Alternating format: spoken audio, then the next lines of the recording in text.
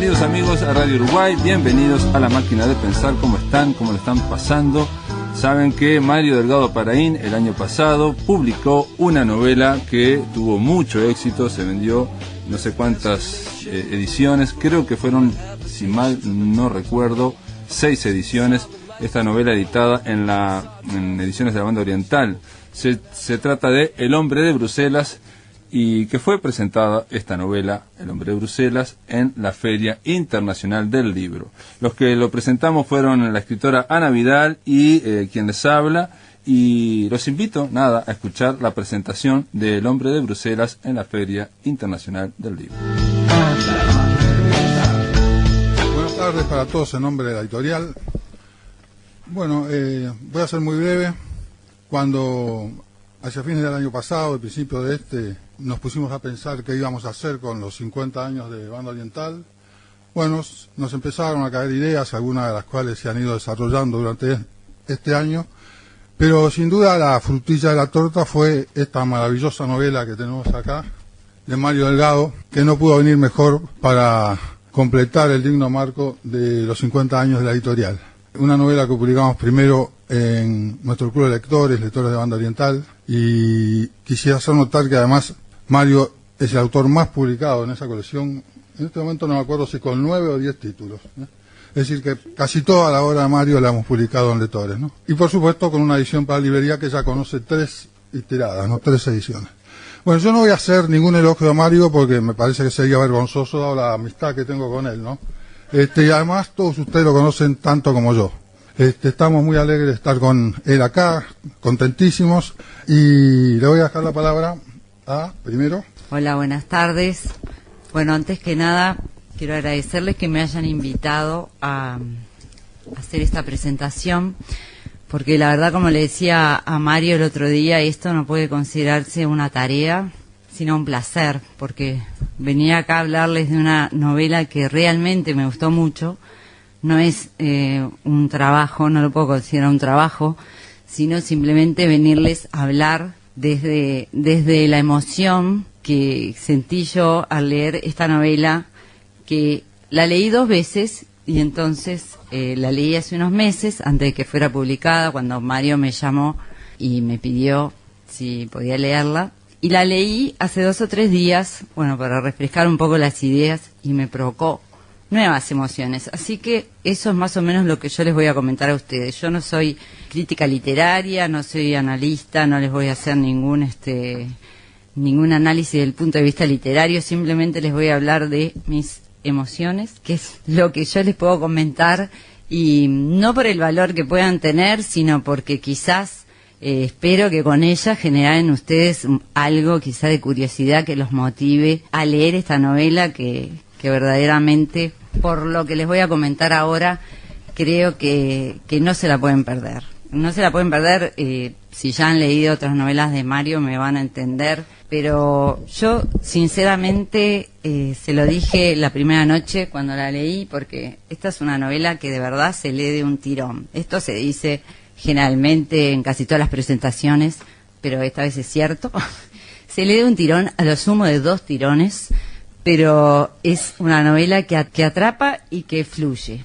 Fluye el lenguaje, fluye la trama, los personajes nos atrapan.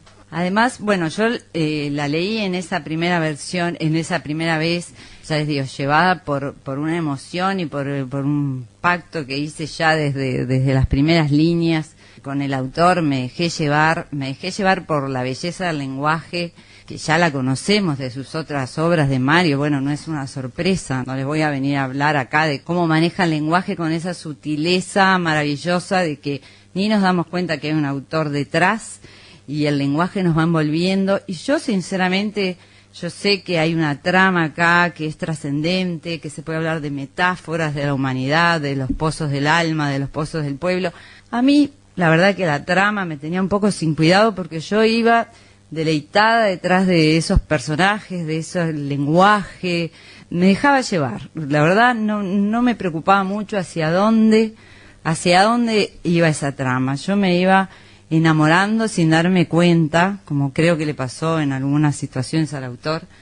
Me iba enamorando de esos personajes me iba dejando llevar de una historia a la otra, pensaba que estaba en una historia y después me iba llevando hacia la otra, con esos giros inesperados pero muy sutiles que va tomando la historia. Y en esos giros también me iba deteniendo quizás por momentos en las descripciones de los personajes, y ahí sí reconozco que mi faceta ya no tan de lectora sino de escritora me daba un poco de envidia, ¿no? Porque yo decía, pero bueno, no voy a repetir las palabras que le dije en el mail porque no se pueden repetir públicamente, pero en fin, me daba un poco de envidia la facilidad, la ductilidad, la maravilla con que en pocas palabras nos daba las pinceladas para pintarnos a estos personajes. Personajes entrañables a veces y a veces no tanto, pero igual sus descripciones son realmente maravillosas.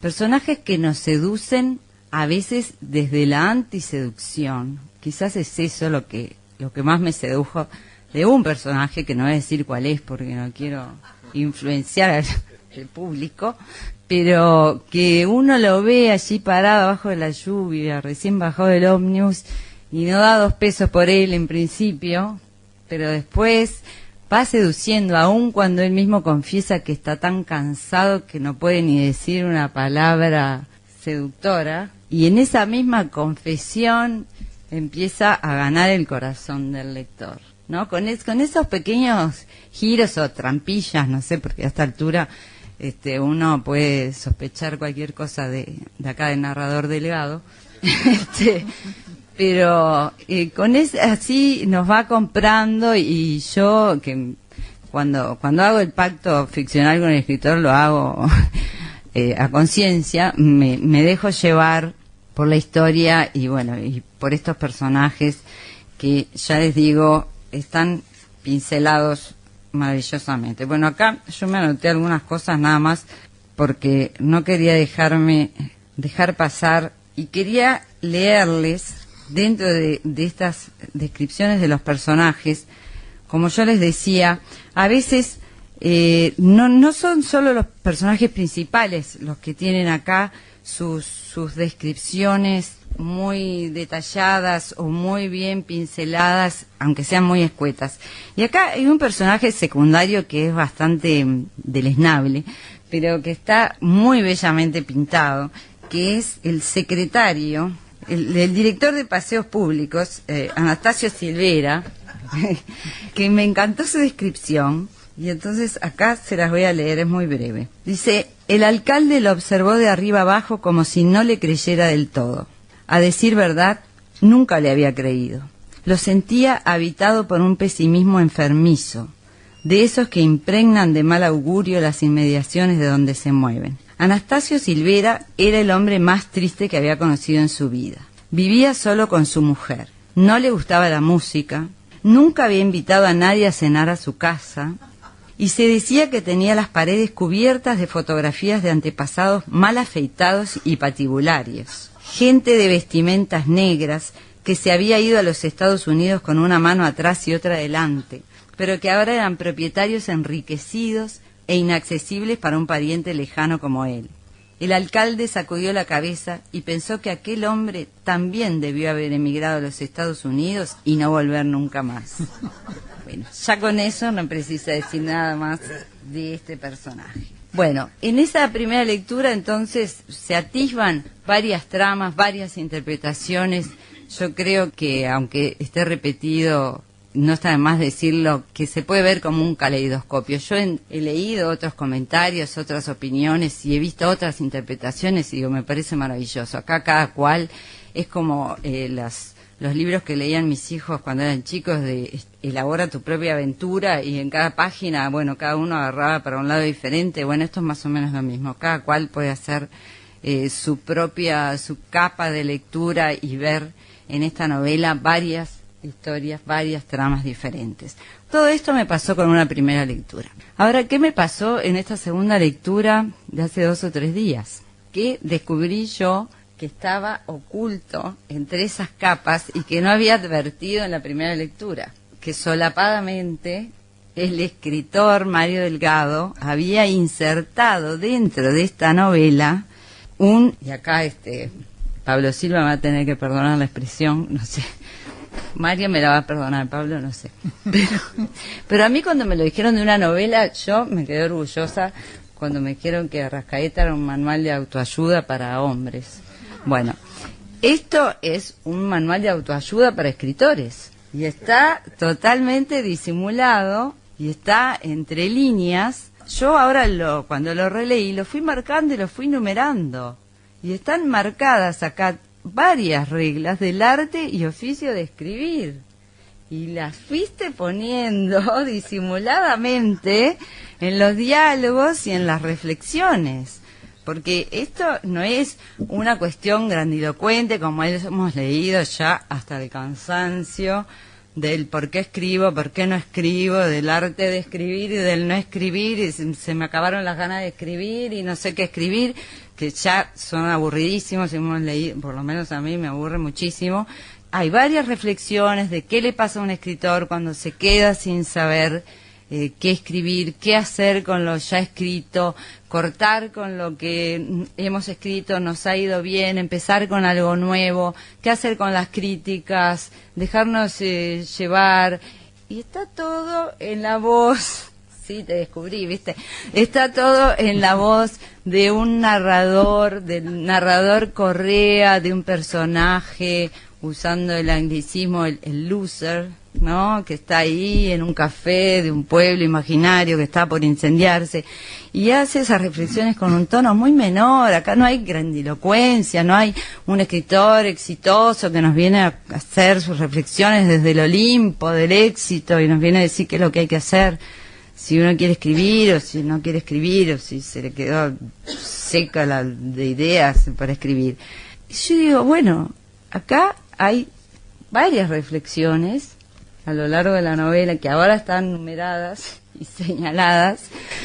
Y entonces, bueno, esa es la novela o el manual de autoayuda dentro de la novela y que yo como aspirante a seguir escribiendo agradezco mucho.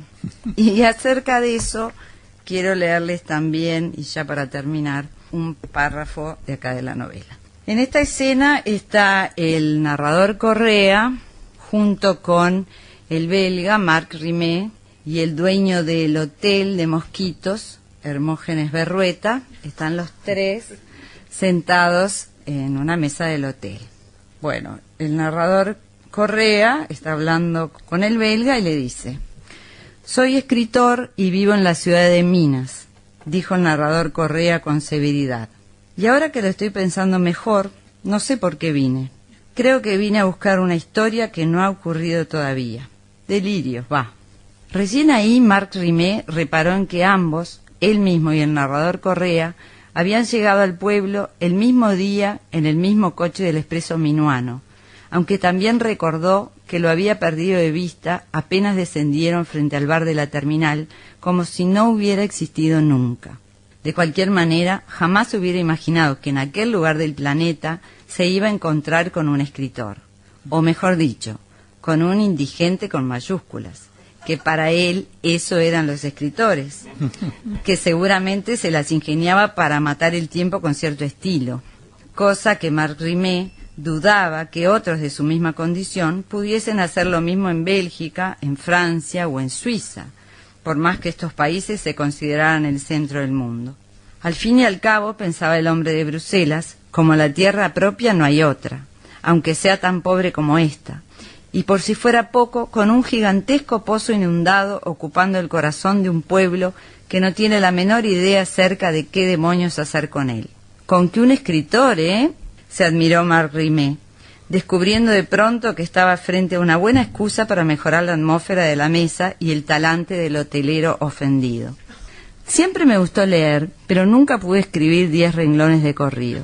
Es cuestión de ponerse, de adquirir oficio, de escribir todos los días un poco, comentó el narrador Correa, mientras clavaba los ojos en el mantel blanco y se preguntaba si valía la pena abundar en detalles sobre el arte de escribir frente a un par de desconocidos. En realidad, todos tenemos una buena historia para contar. Bueno, yo estoy de acuerdo con el narrador Correa, con el narrador Delgado, y creo que acá Mario encontró una muy buena historia para contar. Muchas gracias. En el aire de Radio Uruguay, La Máquina de Pensar. Gracias por la invitación. Yo iba a decir que yo lo leí 2 veces también, como Navidad, y que la segunda vez no la entendí. Eso es un chiste pero tenía que decir. Yo tuve el privilegio de ver crecer esta novela desde chiquita, cuando el hombre ya no era hombre de Bruselas, era apenas un gurí. Y era un gurí de Bruselas, y escribí esto para no abundar en improvisaciones. Ana Vidal, cuando en el anterior programa que teníamos, que se llamaba Sopa de Letras, ella tenía una columna y que se llamaba La cocina del escritor. Y bueno, yo a esto que escribí le puse la cocina de una partícula subatómica. Y dice así, vamos a ir rápidamente. Hay que decir, esta novela, voy a decirlo, fue escrita, esta novela que tenemos acá, fue escrita en las peores condiciones imaginables. En medio de una lucha durísima de Mario contra el cáncer, una lucha desgastante que lo llevó mucho tiempo. Y cada vez que hablaba con Mario, el año pasado, me decía que no sabía si tendría fuerzas para terminarla. En ese momento estaba en el peor momento, digamos, de su lucha. Y en ese momento tenía como el 30, 40% de la novela, tenía más o menos. Yo quiero decirles esto al principio porque nada de esta realidad se trasluce en El hombre de Bruselas. Al contrario, en El hombre de Bruselas hay alegría, hay felicidad de narrar, que es el estado ideal de cualquier escritor, y que yo le llamo, es fácil de entender, felicidad de narrar al escritor cuando está realmente feliz de narrar, aunque sea un asesinato masivo, aunque sea la toma de la Bastilla, es la felicidad de narrar que se ve cuando está inspirado. Bueno, acá hay felicidad de narrar, una felicidad por contar, por crear y por dejar deslizar la imaginación en un mundo que es a la vez ficción y también realidad, la realidad del escritor y de los que lo rodean, el mundo. Borges decía que una prueba del talento y de la amabilidad del autor para el lector era que la obra no trasluciera el trabajo que le había insumido a hacerla. Y acá, yo que fui bastante testigo del trabajo que le insumió a hacer El hombre de Bruselas, digo que, como decían en alguna campaña política hace muchos años, el hombre cumple. El hombre cumple con esta condición. No se nota en absoluto la dureza de ese trabajo, ¿no? Lo que van a encontrar acá va a ser más que nada humor, ternura, imaginación y sobre todo una mirada profundamente humana sobre las cosas de la vida. De la vida de ese pueblo mítico que es Mosquito, que es como decir la vida del Uruguay profundo, pero también es decir signo y cifra de los pueblos de América Latina, y también decir signo y cifra de la condición humana. Ahora, lo raro es que esta novela, que fue escrita en las peores condiciones posibles, con 2 frentes, ¿no? Mario luchando en 2 frentes a la vez, es la novela más experimental que tiene Mario. Es la novela más cervantina de Mario Delgado Paraín. El punto de partida, el motor que arranca la novela es literario. Es el narrador Correa, que es el protagonista, que anda aplastado por los boliches de Minas, con grandes problemas de autoestima, que por otra parte son los problemas que tienen todos los escritores del interior, y algunos de Montevideo, que se resumen en la pregunta terrible de ¿para quién carajos escribo? ¿Me querés decir?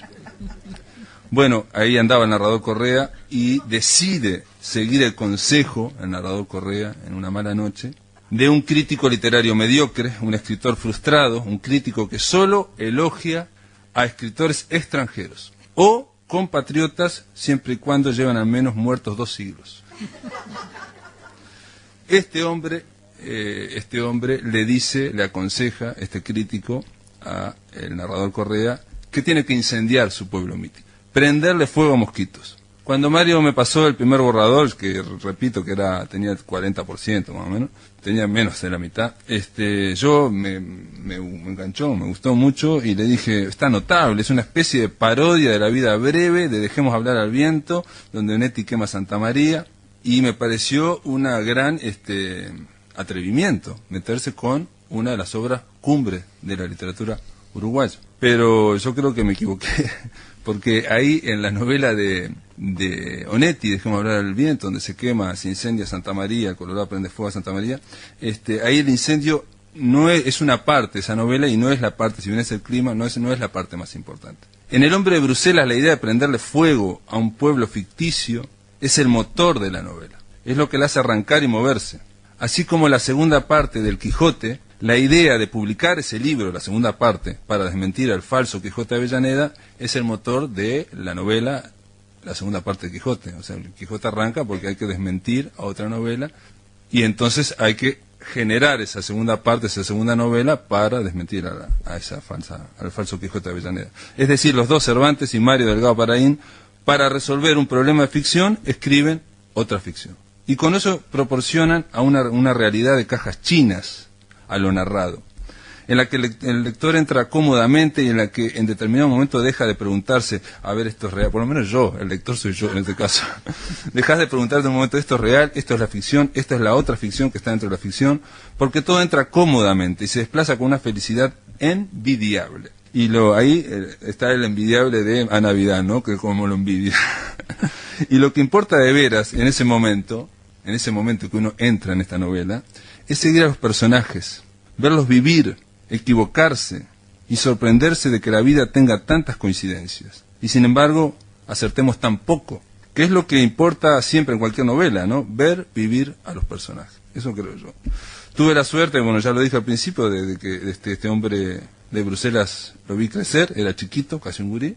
Y Mario me fue pasando versión tras versión, lleno de dudas, esto hay que decirlo, Mario Delgado, lleno de dudas. O sea, todo el oficio, toda la profesión que tiene, estaban con un paso al abismo, como si estuviera frente a un precipicio, porque era una novela experimental que se estaba arriesgando mucho. Y bueno, Mario la peleó como un gato entre la leña y pude por lo menos ver cómo iba cambiando versión tras versión.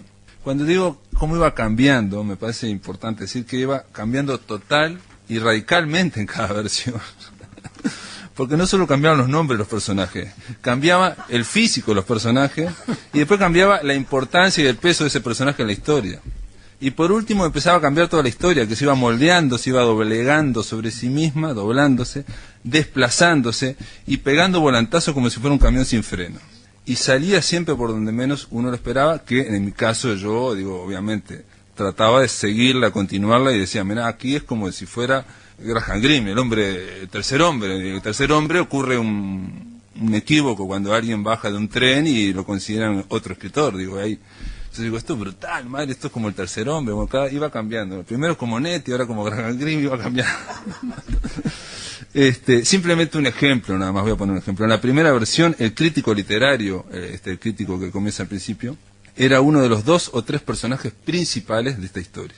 En la última versión que me pasó Mario, este personaje estaba en el pelotón de 9 o 10 personajes secundarios. Había cambiado ya por lo menos 2 veces de nombre, había engordado muchísimo, y era pero tan mediocre que más que Inquina ya inspiraba lástima. Uno le tenía lástima, pobre, es un pobre desgraciado. Es así, es impresionante. A la inversa hubo personajes secundarios como la secretaria Carmela Rustavelli, que al principio eran muy mínimos, prácticamente iban acompañando, y terminan siendo el eje de la novela. Y son los que dan ese sentido que tiene la novela de reafirmación de la esperanza. De que siempre tenemos oportunidad de salvarnos, de encaminar la vida, y de que todo eso depende de nosotros. De que no vale la pena de nada, no vale de nada los lamentos y la baja autoestima. Yo le dije a Ana, estuvimos conversando, Mario me pasó como 5 versiones, pero las estuve contando y me mandó 7 versiones. Me mandó 7 versiones distintas, donde iba avanzando el hombre, ¿no? Y yo pensaba, es como si un albañil para hacer una pared la deshiciera y la rehiciera 7 veces. No se muere de hambre ese albañil, no. Todo para que le quede una pared, pipí cucú. Todos estos cambios que yo vi, tuve la oportunidad incluso de opinar, y increíblemente Mario, en eso yo creo que es la seguridad del oficio, la seguridad que tiene de oficio y la seguridad de su estilo. Una gran seguridad que le permite hacer caso de casi todas las opiniones. Sorprendente, él va recabando opiniones, lee, y va agarrando. Estos cambios le dieron a la novela el ritmo que tiene, que es un ritmo endemoniado, donde todo parece girar en espiral, y desplazarse continuamente. Como dijo un crítico de Brecha, Álvaro Ojeda, dijo que se desplazaba, la novela se desplaza de plano a plano de la ficción a la otra ficción y a la realidad dentro de la novela, se desplaza con la facilidad y con la velocidad de una partícula subatómica. Y realmente es sorprendente porque es así, ocurre así. Reitero que la novela es la novela más cervantina y más experimental de Mario, pero ninguna de las dudas que él tuvo al escribirla, esto no lo dije, y vaya si las tuvo las dudas, me llegó a preguntar una vez por teléfono, ¿cómo es posible que viajando en ómnibus alguien saliera en minas y apareciera un mosquito? Y yo a esa altura digo, pero este hombre me está preguntando esto y yo llevo más de la mitad de la novela escrita. Ninguna de estas dudas se nota lo más mínimo, al contrario, hay un pulso firme, el pulso de narrador de siempre, que se lo conocemos de siempre a Mario, que avanza, pero avanza en espiral, desplazándose de protagonistas y envolviendo al lector dentro de un ambiente lleno de equívocos, en un pueblo donde todo el mundo habla de irse, pero que casi nadie se va, un pueblo que está harto de su alcalde, de un alcalde que está al límite de la vida y de su mandato, y que no sabe cómo hacer para manejar la magnitud de su fracaso. En el libro anterior a este, en Vagabundo y Errante, es un libro de cuentos que también editó Banda Oriental, y ahí creo que nació el narrador Correa, Mario narró en uno de los cuentos la historia de un embajador de un país que deja de existir. Un tipo que es un embajador acá en Montevideo y su país deja de existir, es Yugoslavia. Y es la historia también de un asesor cultural del gobierno de ese momento, de turno, que se queda por esto sin el premio para un concurso de historietas que estaba organizando acá en Montevideo. Y ante ese fracaso, este asesor cultural empieza a soñar y a imaginarse el delirio de vivir en las páginas de un cómic, de vivirse él como si participara dentro de una historieta, viviendo los peligros en cada cuadrito y viñeta, y él se lo va imaginando todo, ¿no? Este deslizarse hacia otro mundo, que Mario ya probó en el libro anterior, yo creo que en El hombre de Bruselas, ese registro que ya había experimentado antes, le permitió dar el paso que da, que es un paso mucho más grande, muchísimo más grande, que es arrancás la ficción y te vas para otro lado, que es otra ficción dentro de la ficción, y vas y venís sin que te des cuenta prácticamente. Es decir, no estamos frente a una novela histórica, monumental, como No robarás las botas de los muertos, sino que estamos ante una historia que parece chica, pero que no lo es profundísima, como lo era también aquella aparentemente sencilla historia del negro Johnny Sosa. Aquella novela corta también transcurría en Mosquitos y de algún modo era la historia de una resistencia al poder, que terminaba siendo algo personal, algo del propio negro Johnny Sosa, que era nada más ni nada menos que la búsqueda de la afirmación de sí mismo y que tenía como fin la felicidad de encontrarse mejor consigo mismo. Ese era quizás el fin el final feliz de Johnny Sosa. En esta novela El hombre de Bruselas, yo no voy a adelantar mucho, pero esta es una de las lecturas posibles, porque tiene razón Ana Vidal, tiene muchas lecturas. Esto es como una pequeña cajita, de estas cajitas chinas o muy labradas, no sé si rusas, ¿no? Que es un trabajo de orfebrería y que adentro contiene otras cajitas. Una de las lecturas posibles de esta historia sería no la historia de la resistencia al poder, sino del ejercicio del poder, del desgaste profundo que da el ejercicio continuado del poder. Y que también esta historia termina en algo personal, intransferible, que es la búsqueda de la afirmación de Carmela Rustavelli, la búsqueda de la felicidad que aparece como de la nada. Como si en las dos novelas cortas, y con una diferencia de más de 20 años, y sin proponérselo, supongo yo, Mario nos dijera que siempre tenemos una segunda oportunidad. Y que frente a cosas tan fuertes, tan brutales, como el prestigio del poder, o el prestigio o desprestigio de la literatura, no podemos olvidar que somos de barro y hueso, y que de última lo que en realidad queremos y necesitamos es ejercer nuestro derecho insobornable a intentar ser feliz. Esto es todo. En el aire de Radio Uruguay, La Máquina de Pensar.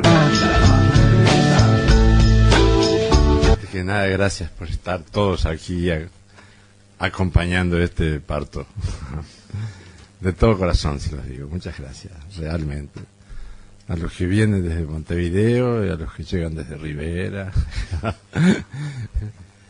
Realmente para mí es un momento muy trascendente, importante de mi vida, esto, ¿no? Una vez me dijeron, ¿qué pones en el pasaporte cuando dice profesión?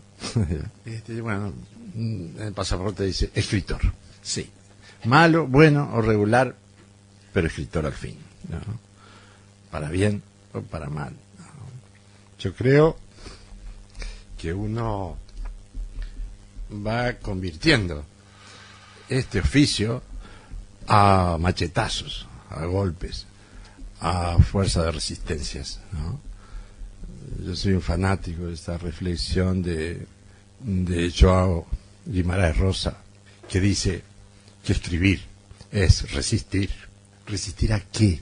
Resistir al olvido, resistir a la pérdida de identidad, resistir a la opresión de los lenguajes, a la destrucción de los idiomas.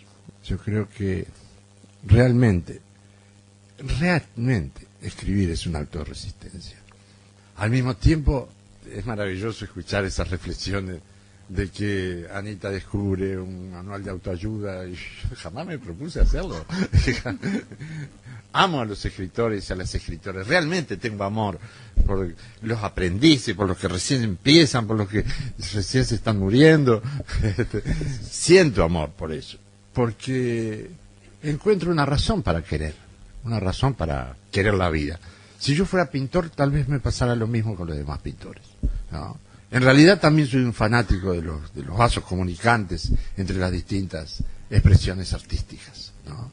Es decir, me encanta saber cuáles son las motivaciones, los móviles que tiene, yo qué sé, pongámosle, Wilfredo Díaz Valdés, un grande, un genio de la escultura, ¿no? Me gusta saber qué lo mueve este tipo, ¿no? O esta tipa, ¿qué la mueve?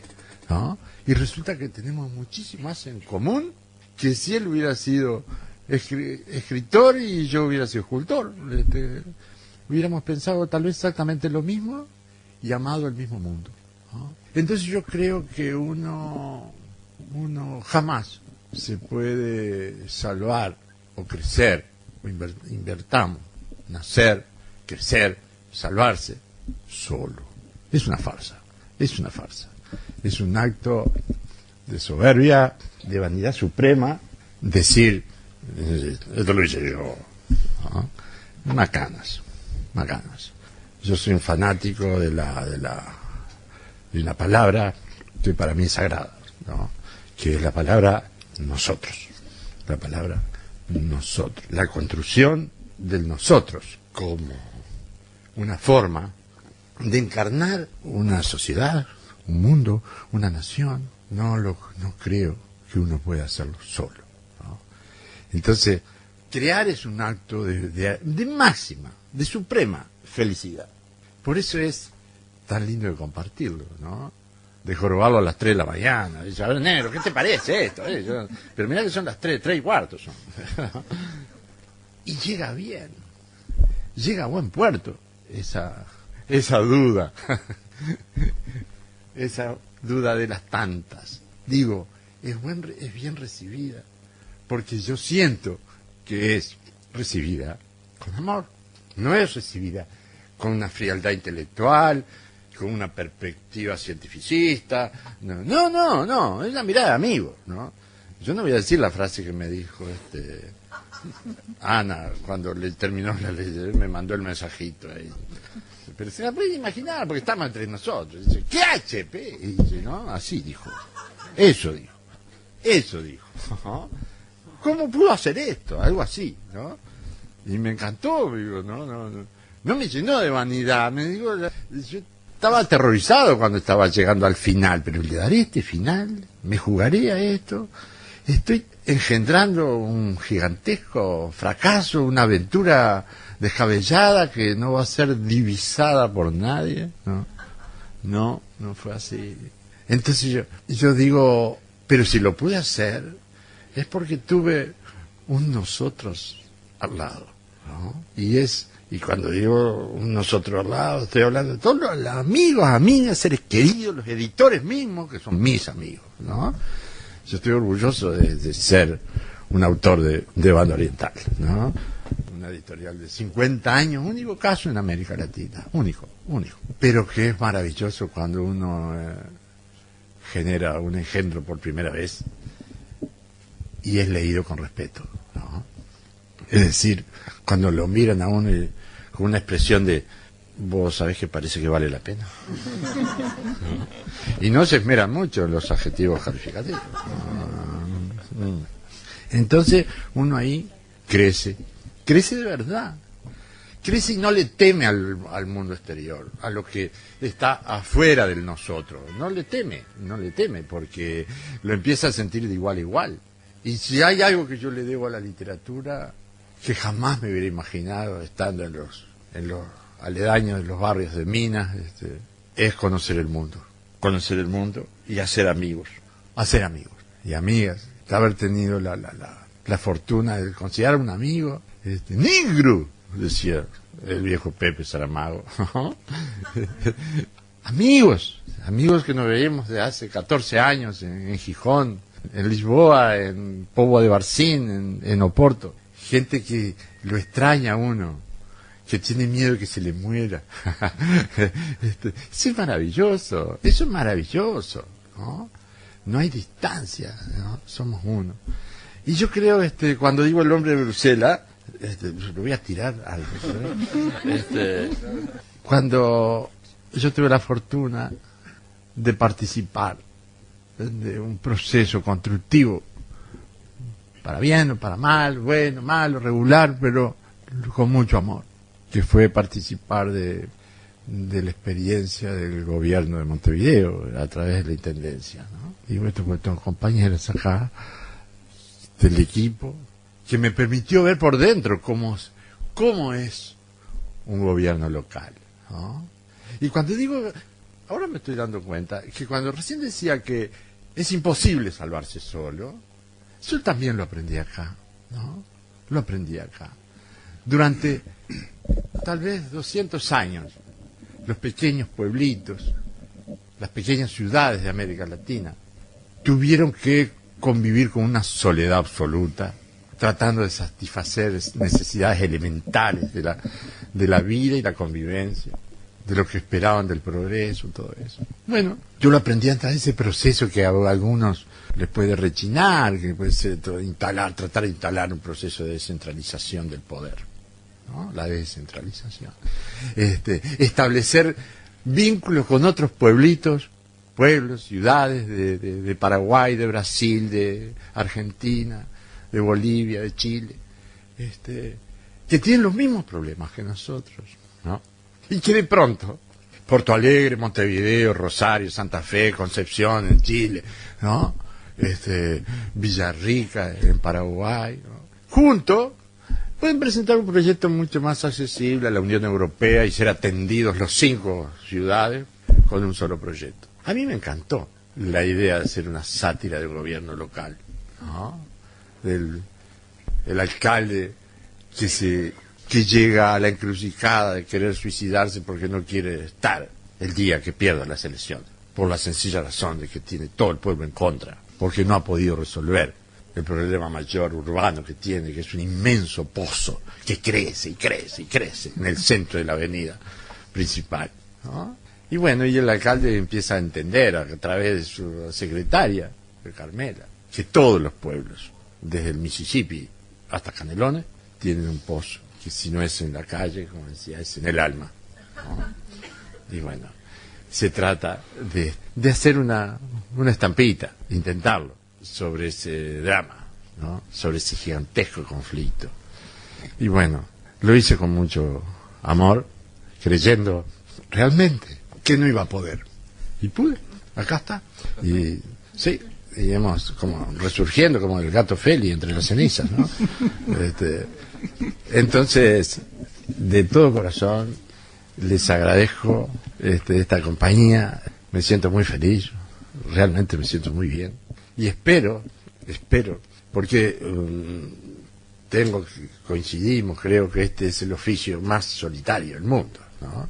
Uno no tiene idea para quién carajo escribe, como decía, ¿no? Entonces no tiene la menor idea cuando